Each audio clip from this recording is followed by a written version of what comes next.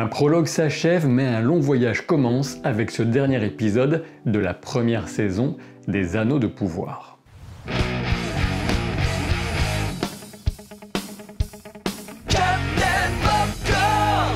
Beaucoup à dire bien sûr avec ce chapitre qui me laisse déjà un arrière-goût de nostalgie, sachant que vendredi prochain, nous ne retournerons pas en Terre du Milieu, du moins pas avec cette série. Heureusement, un autre retour en Terre du Milieu surviendra dès mardi 18 octobre avec la suite de la partie de jeu de rôle dont je suis maître de jeu. Ce sera à partir de 20h30 sur ma chaîne Twitch, et toujours avec Pétulia de Reflet d'Acide, Presséa, la streameuse, Lucien Men de la Bonne Auberge et Brand de la maison d'édition de jeux de rôle Lapin Marteau. Oui, c'est complètement de l'autopromo, et je suis très fier de notre groupe et de nos aventures. Allez y jeter un œil, notamment aussi en replay sur la chaîne YouTube secondaire Captain Jeu de Rôle. Je vous rappelle que ces vidéos supposent d'avoir vu l'épisode puisqu'on entrera immédiatement dans les spoilers et il n'y aura pas de petite partie théorie en fin de vidéo puisqu'il faudra carrément que j'y dédie une vidéo entière la semaine prochaine sans doute. Il y a beaucoup de choses à discuter.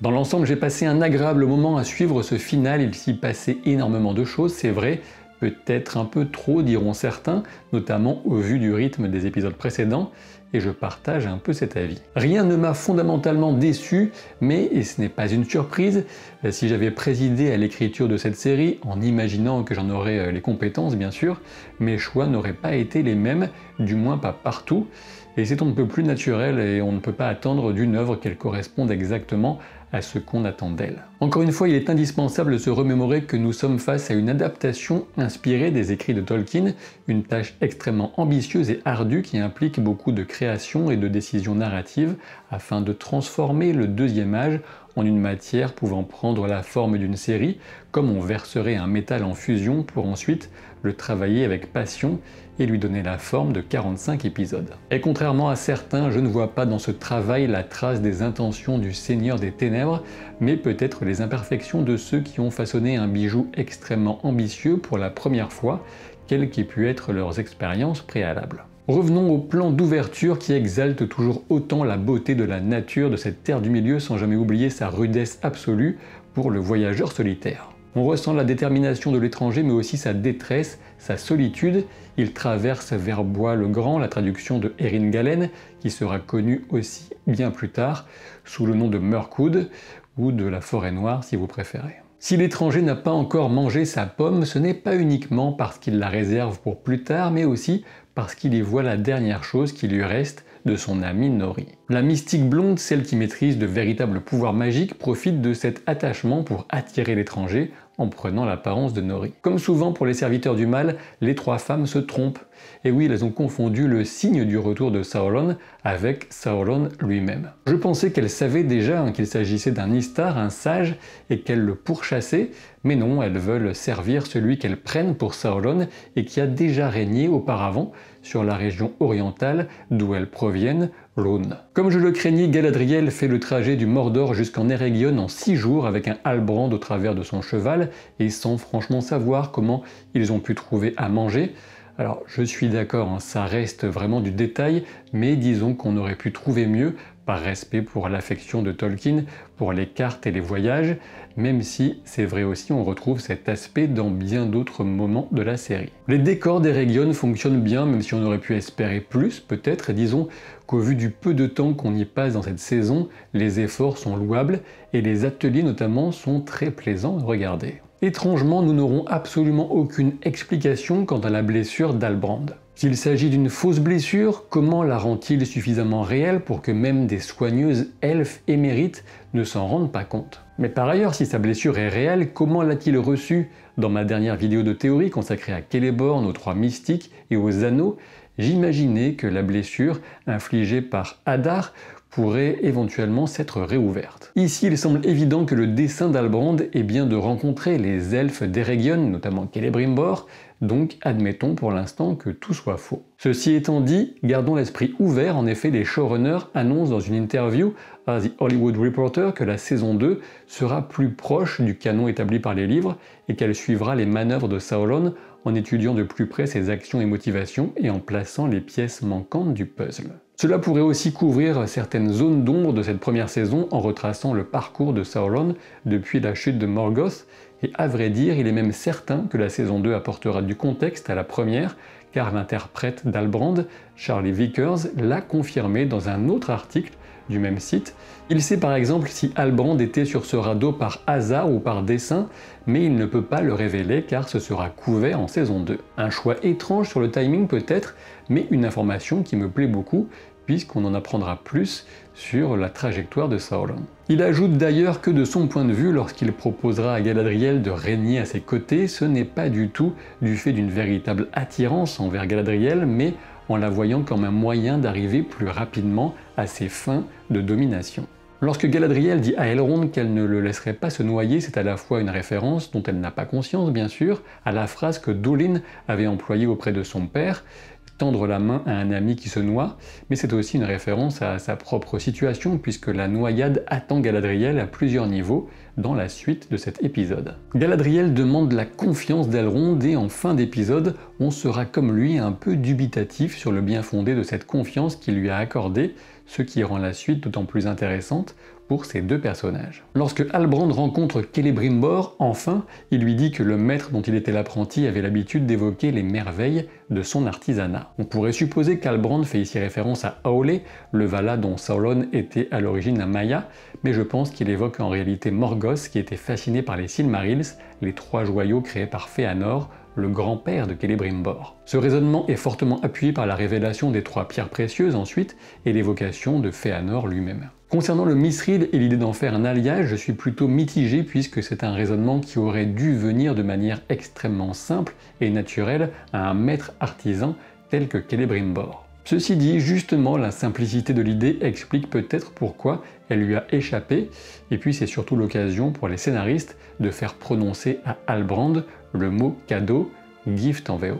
On a ici un clin d'œil appuyé à Anatar, le Lord of Gifts, le seigneur des dons ou encore des cadeaux, cet alias pris par Sauron alors qu'il s'était transformé en elfe charmant et s'était présenté comme un envoyé des Valar pour convaincre notamment Celebrimbor. Attention ici pour rappel, puisque j'ai l'impression que ce n'est pas encore clair pour tout le monde alors que je le croyais, mais seuls les droits du Hobbit et du Seigneur des Anneaux, avec bien sûr ses nombreux appendices, étaient disponibles à la vente pour une adaptation en série. Et ce sont donc ces droits qu'Amazon a obtenus avec une proposition qui a davantage convaincu que celle de leurs concurrents, que ce soit Netflix ou HBO. Dit autrement, la série n'a pas les droits sur le Silmarillion et sauf autorisation exceptionnelle, elle ne peut donc pas utiliser les noms des personnages qui s'y trouvent comme Anatar. Toutefois, les appendices du Seigneur des Anneaux contiennent l'essentiel à savoir sur le deuxième âge, donc pas la peine de paniquer. Quoi qu'il en soit, pour les connaisseurs, cette scène était la révélation absolue de l'identité véritable d'Halbrand. Alliage, outre le nom d'un boys band, c'est aussi le titre de l'épisode en VO du moins, et c'est une notion qu'on retrouvera nettement dans la scène à venir entre Sauron et Galadriel, ainsi que dans la décision de faire fondre la dague de Finrod. Pendant ce temps, à Númenor, le roi se meurt et Pharazôn organise Obsec Academy, un concours incroyable à retrouver en live sur... Ouais, désolé, je m'égare un petit peu, mais je pense quand même que le concept pourrait marcher. Faut que je lance Obsec Academy. La notion d'immortalité dans la pierre, dans les mots de Pharazôn, vient parfaitement mettre en place des éléments à venir. Pharazôn regrette qu'aucun roi humain ne puisse atteindre l'éternité dans la vie, et je suis ravi de tous ces éléments placés par les scénaristes pour un Pharazôn qui s'annonce, je pense, très savoureux à suivre dans les saisons à venir. Eärien, au chevet du roi, apprend les prophéties sur la nécessité de revenir aux voies anciennes des Núménoréens, à savoir celles des fidèles, les Núménoréens amis des elfes et respectueux des Valar.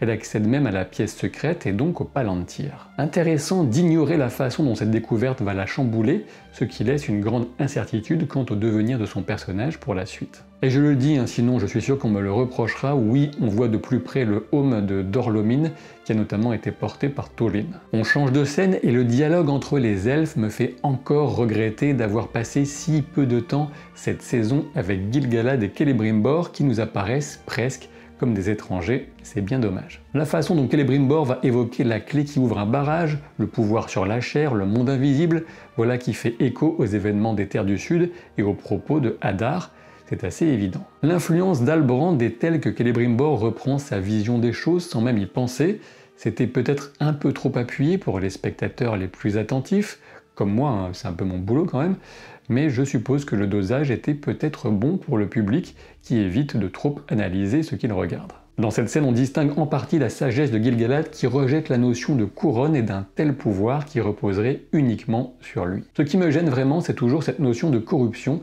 et d'étiolement accéléré des elfes. L'épisode ne donne aucune preuve d'une manipulation de Sauron à cet égard, comme à l'égard du Mithril qui fonctionne pour contrer cet étiolement. Il faut dire que Sauron était occupé à faire autre chose, on l'a suivi toute la saison. Cet affaiblissement accéléré semble se confirmer comme une invention de la série pour expliquer l'action de Celebrimbor notamment, mais je continue de penser que c'est une mauvaise idée qui va sans doute un peu trop à l'encontre de ce qu'on sait du destin des elfes dans les écrits de Tolkien. Pire encore, à mes yeux du moins, on a cette notion que l'étiolement des elfes serait lié à une forme de pouvoir corrupteur de l'ombre, ce qu'on retrouve assez nettement quand Gil-galad va indiquer que l'arbre de Lindon, vous savez, cet arbre qui est devenu on ne sait trop comment un affaiblissomètre elfique, perd ses feuilles par pelletée maintenant, et notamment depuis l'éruption de l'Orodruin, le mont Destin. Ce qui est gênant dans cette idée, c'est que le phénomène d'affaiblissement très progressif du corps des elfes, et non pas de leur âme, en Terre du Milieu, n'a absolument rien à voir avec l'ombre, car même Morgoth n'avait pas un tel pouvoir, sinon vous pensez bien qu'il l'aurait utilisé il y a très longtemps. Le dépérissement corporel des elfes est en quelque sorte le désenchantement du monde. C'est un phénomène naturel, ou du moins, qui semble correspondre au plan inconnu et secret défini par le dieu unique, Iluvatar. Nous verrons bien si la série vient apporter des corrections à ce sujet en saison 2, ou si ce sujet sera enterré comme un pauvre alibi scénaristique peu inspiré, même si je comprends parfaitement qu'il fonctionne très bien pour celles et ceux qui regardent sans connaître l'œuvre de Tolkien dans ses détails, et c'est tant mieux. Gil-galad octroie 3 semaines et Celebrimbor se plaint car il aurait sans doute fallu 3 siècles. Voilà un clin d'œil osé, notamment à ceux qui se plaignent de la chronologie, puisque dans les écrits de Tolkien, des siècles, il en aura fallu 4 de 1200 à 1600, avec l'anneau unique qui est forgé en dernier par Sauron lui-même. D'ailleurs, il faudra revenir sur cette notion d'ordre de fabrication des anneaux un peu plus tard dans la vidéo. Les manières d'Halbrand avec Galadriel dans leur première confrontation fonctionnent à merveille alors qu'il lui touche l'épaule et lui promet de veiller à ce que personne n'oublie ce qu'elle a fait pour lui, ce que seule une personne de grand pouvoir pourrait se permettre de dire. Retour auprès de l'autre grand candidat à la sauronité, l'étranger et ses 3 nouvelles groupies, qui lui expliquent que son destin consiste à les accompagner vers l'Est et le pays de Lune, là où il pourra retrouver la constellation du chapeau de l'ermite. On aura clairement une longue discussion à avoir, oui je sais, je parle tout seul, mais vous voyez ce que je veux dire, au sujet de l'identité véritable de l'étranger, car malgré les clins d'œil évidents à Gandalf, notamment ce chapeau de l'ermite peut-être, il n'est absolument pas certain ni confirmé que ce soit bien lui, et j'ai même tendance à carrément penser le contraire, je crois que l'étranger n'est pas Gandalf. Rappelez-vous que rien ne ressemble plus à un magicien qu'à un autre magicien, surtout dans l'ordre des Istari, et rappelez-vous aussi que les influences vont dans les 2 sens et que cet étranger pourrait parler plus tard avec Gandalf s'il n'est pas lui. Il faut encore le souligner, mais visuellement la série tabasse. Les scènes entre les 3 mystiques et l'étranger sont fortes, poignantes, et la représentation de leur pouvoir sur les éléments fonctionne à merveille. En tout cas, c'est mon point de vue, et j'espère que vous le partagez. On sent la douleur de l'étranger à l'idée qu'il serait Sauron, et on ne sait pas vraiment ce qui serait advenu de lui sans l'intervention des pieds velus, ce qui ne fait que confirmer, encore une fois, la fragilité des Istari face à la tentation du mal dès qu'il s'incarne en Terre du Milieu. L'usage du bâton par la mystique blonde nous renforce nettement dans l'idée d'une influence des mages, puisqu'on pense forcément au duel iconique entre Gandalf et Saruman de la trilogie de Peter Jackson, bien sûr. On y retrouve bien sûr cette façon de faire tournoyer, de projeter les gens dans tous les sens, ce qui est mal poli et fort déplaisant. On pourrait y voir le signe qu'elle a été formée par un autre mage justement. Voilà une idée à conserver pour plus tard et à inscrire dans cette notion d'une inspiration des mages bleus, même si la série n'aura pas les droits pour les nommer précisément, là n'est pas l'essentiel. Les pieds velus qui balancent des cailloux, qui plantent des lames dans les pieds, là aussi on a une longue tradition qu'on retrouve dans les livres, comme dans les adaptations de Peter Jackson. Et même dans le jeu de rôle L'Anneau unique, l'habileté des hobbits à lancer des cailloux dans la gueule est mentionnée, c'est vous dire. Bien loin de trouver ça ridicule comme certains esprits chagrins que j'ai pu lire, j'y vois une séquence aussi prenante que magnifique, avec enfin ce qu'on attendait tous, la démonstration du pouvoir du mage, l'étranger, au service du bien.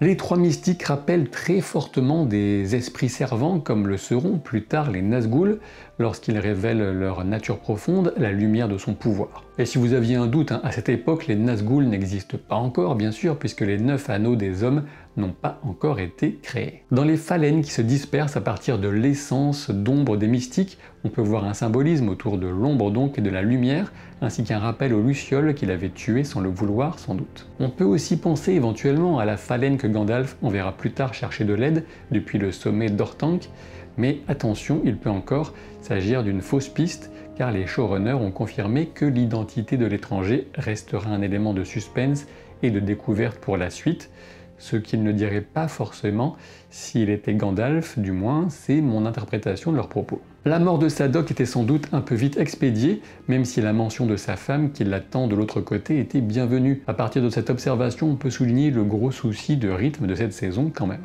À ce sujet, entendons-nous bien, le contemplatif, la lenteur ont clairement leur place dans une adaptation des écrits de Tolkien, mais on se retrouve, je pense, avec des épisodes trop drastiquement différents en termes de progression dramatique. Voilà qui laissera un peu l'impression d'un trop en peu de temps pour ce dernier épisode, que j'ai apprécié, je le rappelle, mais qui aurait pu sans doute mieux développer certains de ces éléments s'ils avaient commencé un peu plus tôt dans la saison. Je pense notamment que la décision de traiter aussi rapidement la création des anneaux, en tout cas les 3 anneaux des elfes, eh bien c'est sans doute celle qui souffre le plus de ce rythme ou qui aurait pu le mieux profiter d'une approche plus équilibrée. Sur le navire en route vers Númenor, on voit que Valandil jette un regard désabusé vers le vert rameau du retour. Ce détail était déjà présent au départ et pour cause, puisqu'il s'agit là d'une coutume pour porter chance à un navire de Númenor que d'accrocher à son bord un rameau de l'arbre Oyolaire qui exprime notamment le respect envers les maillards de l'océan, Uinen et Ossé. Valandil revient en étant convaincu d'avoir perdu ses 2 amis les plus chers, et d'ailleurs l'épisode nous laissera dans l'incertitude quant au destin d'Isildur. Évidemment, nous savons tous qu'Isildur est vivant, mais ce qui sera intéressant, c'est le parcours du survivant en plein cœur du Mordor et la façon dont cette odyssée pourrait bien le changer. Entre Elendil et Myriel, on assiste à une scène très forte avec 2 des interprètes de haut vol de cette saison. Elendil admet totalement faire partie des fidèles et leur discussion sur la foi et le prix à payer s'inscrivait profondément dans les thèmes chers à Tolkien. Alors que je ne suis pas franchement du genre à voir de la romance partout, je me suis pris à espérer un amour entre Elendil et Myriel, ce qui pourrait, je pense, apporter pas mal de choses pour la suite de l'histoire. Puis bon, entre les deux, on a quand même pas mal de sex appeal, il me semble. Et lorsqu'Elendil annonce qu'il veillera à ce que la faim envahisse le prix, ça m'a donné des petits frissons, étant donné son destin célèbre que nous connaissons, mais pas lui. On annonce une Númenor en vue et Myriel doit encore se faire à l'idée terrible que, pour elle, cette phrase n'aura plus jamais le même sens. Elle revient qui plus est en découvrant qu'elle n'a pas pu être avec son père dans ses derniers instants. Qui sait ce que Pharazôn a pu entendre le père dire justement au sujet des fidèles et du danger pesant sur Númenor. De retour à Ostinedil, la capitale de l'Eregion, on a encore Halbrand qui mène la danse dans l'alliage avec la nécessité de travailler avec douceur, précisément la façon que Sauron a choisi pour emmener les elfes dans la direction qu'il a choisie. La confrontation entre Galadriel et Halbrand est pour moi une énorme réussite, aussi bien visuellement qu'en termes d'interprétation et de compréhension de la façon dont Sauron va chercher à manœuvrer ce qui l'intéresse. Il admet avoir aidé à la destruction d'un adversaire commun avec Adar, même si la question de l'éruption reste à élucider, cela faisait a priori partie de son plan, même si peut-être pas aussi rapidement. J'étais éveillé avant que le premier silence ne soit brisé, sur une carte de visite ça pose son bonhomme. Il dit aussi avoir eu bien des noms, ce qui est une des grandes caractéristiques de Sauron. Galadriel ne présente aucun danger physique immédiat pour lui alors qu'elle tente de le planter avec sa dague, et il l'entraîne directement dans un jeu de manipulation mentale affreusement délicieux. Sous les traits de Finrod, il invite Galadriel à toucher les ténèbres une fois de plus, ce qui implique qu'il a insidieusement violé le sanctuaire de l'esprit et des souvenirs intimes de Galadriel. Quand il parle de ressentir à nouveau la lumière de l'unique, on a ici un jeu de mots volontaire, sur le dieu unique et l'anneau unique. La scène du radeau fonctionne aussi à merveille, notamment quand la surface de l'océan servira de miroir, comme bien plus tard, Galadriel utilisera l'eau pour ses pouvoirs prophétiques. Entre cette idée de faire d'elle une reine de la Terre du Milieu et les termes précis qui sont utilisés comme plus forte que les fondations de la Terre, on a ici une référence directe à la fameuse scène de Galadriel lorsque Frodo lui proposera l'anneau unique. Et attention, cette référence n'est pas qu'un beau clin d'œil, c'est un point essentiel pour nous faire comprendre que Galadriel ne sera véritablement libérée de cette terrible expérience, de cette influence que des millénaires plus tard, au moment de refuser l'anneau unique. Le choix de renoncer au pouvoir suprême sera celui qui fera que Galadriel sera enfin digne de revenir au Valinor. Sauron veut se rattacher à la lumière, mais il utilise le mot de pouvoir ensuite pour décrire les ténèbres, et l'absence de différence dans son esprit entre guérir la Terre du Milieu et la diriger en dit long sur sa vision d'un monde parfaitement ordonné selon les règles qu'il aura établies. Le visage d'Halbrand révèle la fameuse pupille de l'œil de Sauron alors qu'il confronte Galadriel à la honte d'avoir été manipulée par lui et avant de la projeter dans l'eau où elle se noie symboliquement, ce qui laissera clairement des traces à l'avenir. Ici, on trouvera à nouveau un choix qui chagrinera les connaisseurs, car de tous les personnages confrontés à Sauron au Deuxième Âge, Galadriel fait justement partie, dans les écrits de Tolkien, de ceux qui ne lui font jamais confiance malgré ses apparences et artifices. Quoi qu'il en soit, Elrond la sauve littéralement de la noyade, mais l'impact de Sauron sur elle se manifeste déjà,